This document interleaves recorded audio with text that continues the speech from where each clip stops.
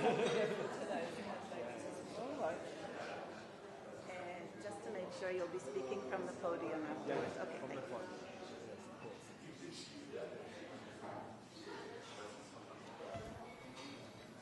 Okay, I don't know. Can you hear me? Shall we start? Because I think everyone is busy.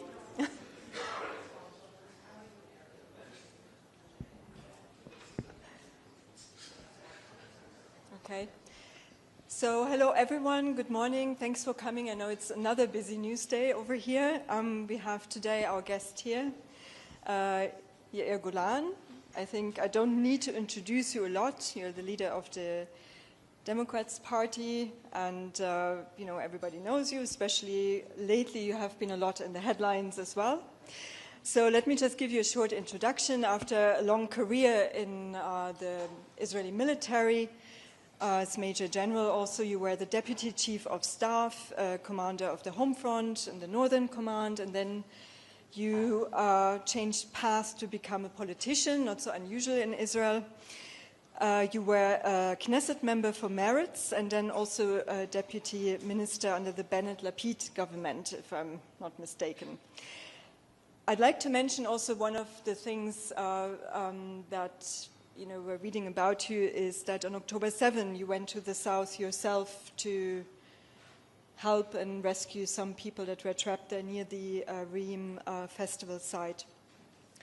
So I think there needs no be further introduction right now. We are going straight to the point because we don't have so much time. We have about an hour. So I would like to thank, however, before that, everybody who helped organizing this event, especially your team, but also our Secretary General, Ellen Grosny, who's sitting over there. So to make the ground rules clear, we have first your remarks. They are on the record. And then I would like to ask you to switch off the cameras, and we do a Q&A session off the record. And we have a mic over there later, so you can line up for your questions. And just keep in mind, we have about an hour, so that everybody is able to ask questions. So now I hand over the floor to you. Thank you.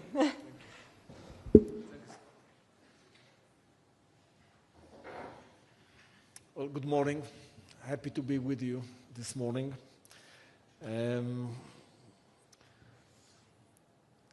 As a starting point, I would like to say that we are in a very peculiar time in the history of Israel. And unfortunately, I tend to say that today, the government of Israel doesn't represent the vast majority of Israelis. Because the vast majority in Israel wants to free all the hostages at once and now. The vast majority in Israel wants to end the war immediately. The vast majority in Israel asks for a national inquiry committee at once. The vast majority wants a new draft law that encompasses all young citizens of Israel. The vast majority wants new elections as soon as possible. And the vast majority of Israel wants to keep Israel as the homeland of the Jewish people, and at the same time, free, egalitarian, and democratic state. So we talk a lot about the crisis of democracies all over the world. Unfortunately, we are part of this tendency. So I'm here to represent the people who want to save the Israeli democracy, to represent the people who want to save Israel from a corrupted future, to save Israel from messianic-like and nationalistic and extremist vision of a very small faction from the Israeli society. So that's the reason why we gather here today.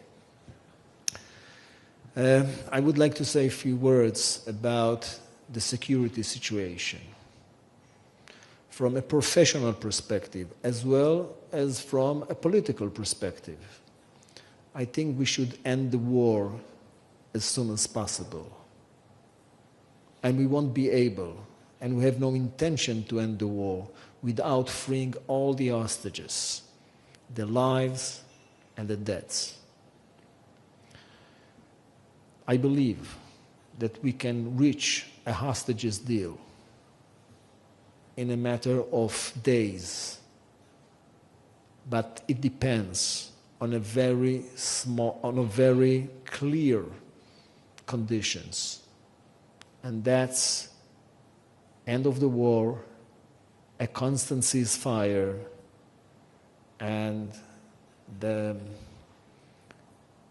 principle of evacuating all our troops from the Gaza Strip and at the same time freeing all the hostages.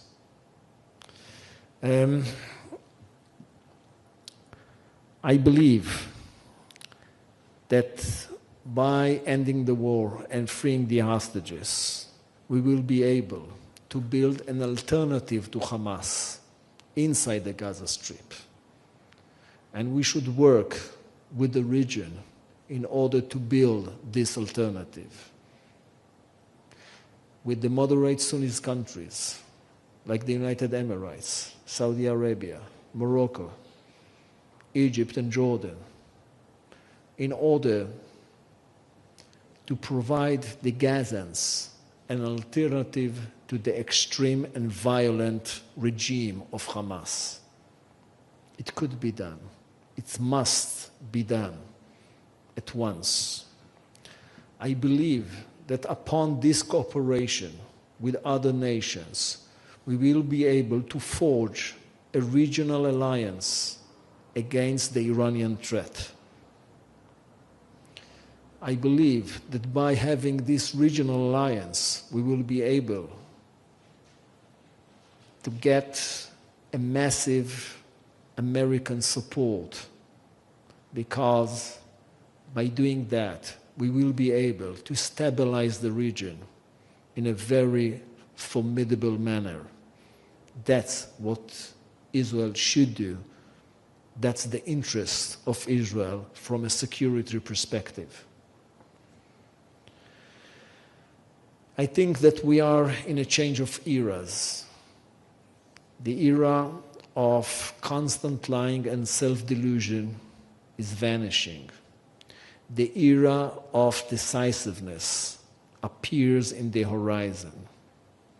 In the era of decisiveness, we will need to take the most important decisions concerning the destiny of Israel. The first one is, where are we heading? Annexation or separation? I think that annexation of more 3 to 5 million Palestinians is a disaster for Israel. And therefore, I support separation. I think that we will need to ask ourselves, where are we heading? Equality or inequality concerning the citizens of Israel? I believe that the only way to build a healthy society, a functioning society, we must emphasize the importance of equality. This is a very basic principle for any democracy in the world. I think that we must ask ourselves, where are we heading concerning the ultra-Orthodox society in Israel? Integration or isolation? Again, only by integration we will be able to build a healthy society. Of course, a very important issue concerning that is the draft law. And the importance of this new draft law is quite visible in time of war. The fourth issue is, where are we heading a strong liberal democracy or a kind of authoritarian messianic state? Of course, I support strong liberal democracy.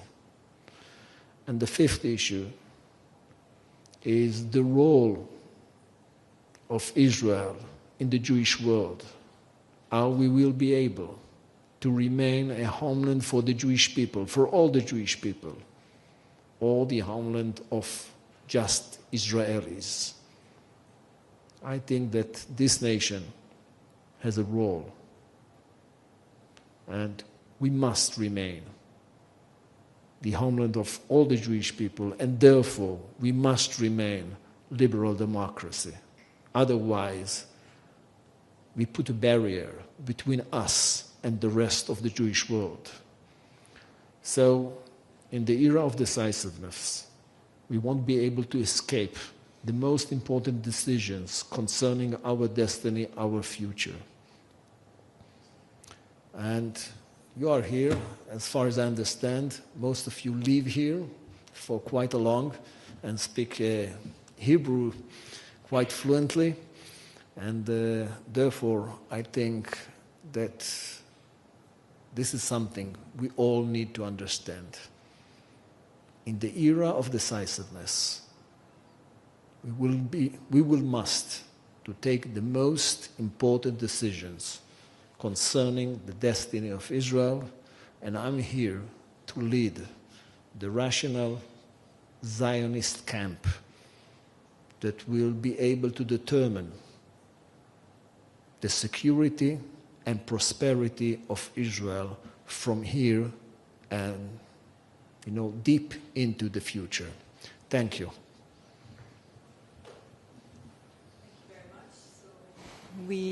I think I just speak a bit louder. I think. Thank you very much. So we're going into the Q&A session. I would ask you then to read off the record. All right?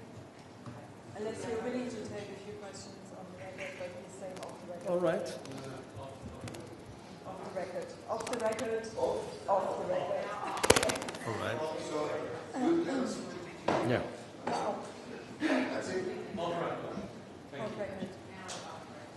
Yeah. So please, there's a microphone over there. If you could line up and state your name and the outlet you're working for, and then we just go along. Okay? And if you want to... All right. Floor is yours. Yeah.